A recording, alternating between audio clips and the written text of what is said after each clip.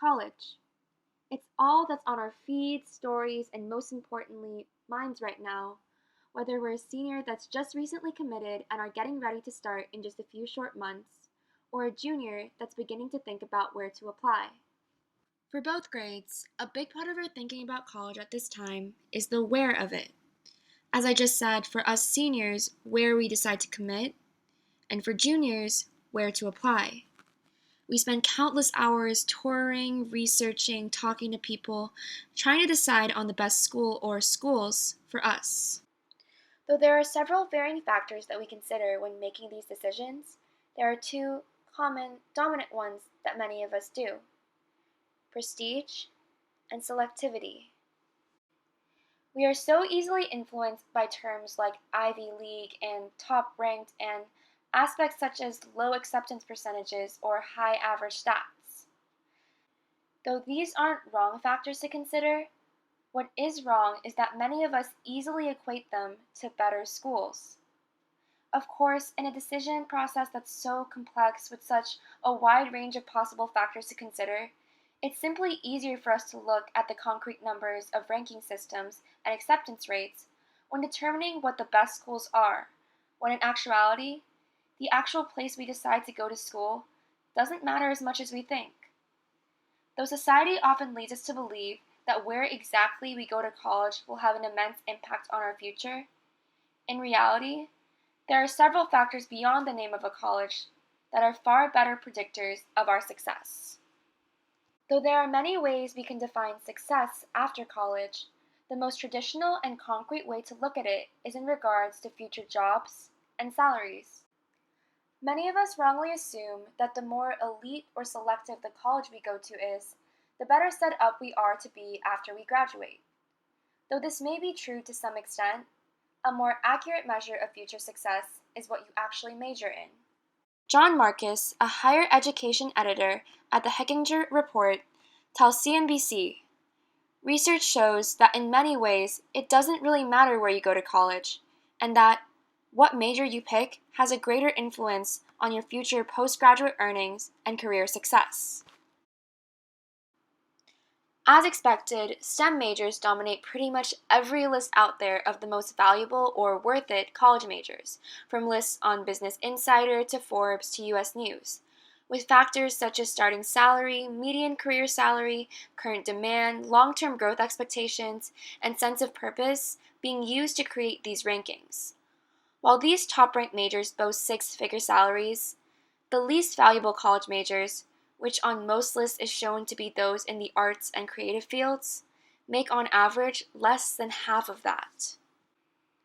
Though where you go to college does make an impact given the major is the same, as shown by this graph on The Economist that compares the average annual return on degree of two distinct groups of college majors, STEM versus arts and humanities, across schools of varying selectivity, even the largest difference, which is shown here to be around 4% for arts and humanities, is much smaller than the difference between the most and least valuable college majors.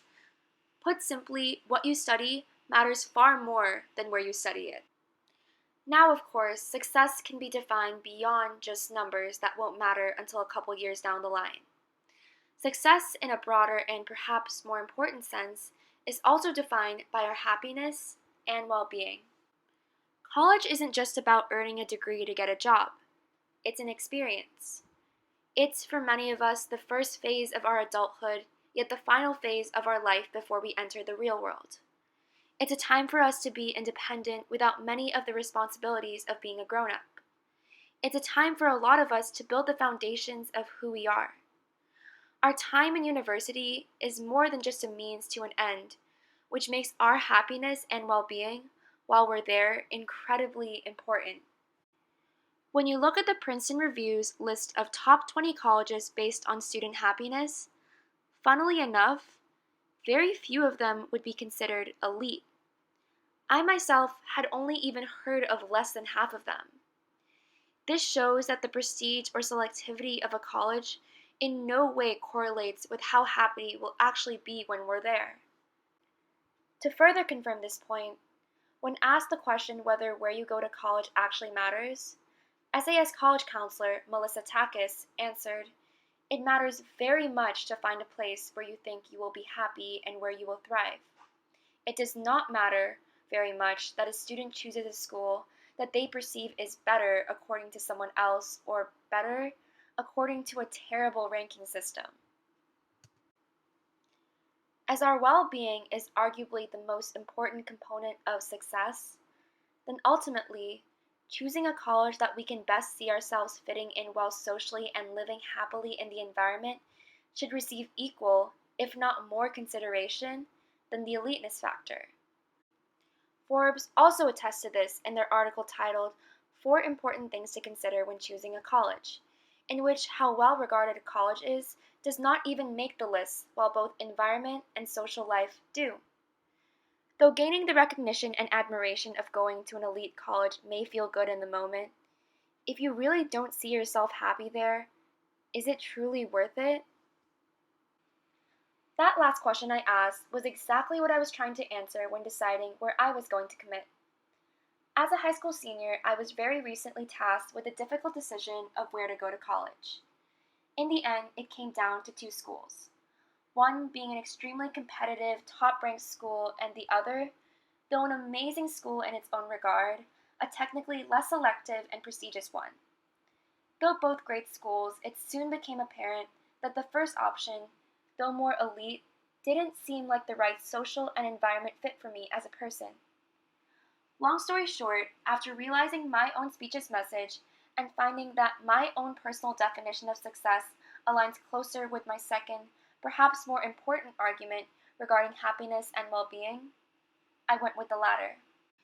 Though I have to admit that to this day, I'm still not 100% confident in my decision due to a part of me still honestly and unfortunately caring about the prestige and selectivity aspects, I'm comforted by the honest fact that while this college decision process is important, the type and range of experiences you'll have in college and what you'll get out of it is ultimately up to you. No matter where you choose to go for whatever reason, the choice to gain as much as possible out of it is ultimately up to you. And as students who are about to begin our college journey soon, I think that's something very important to keep in mind.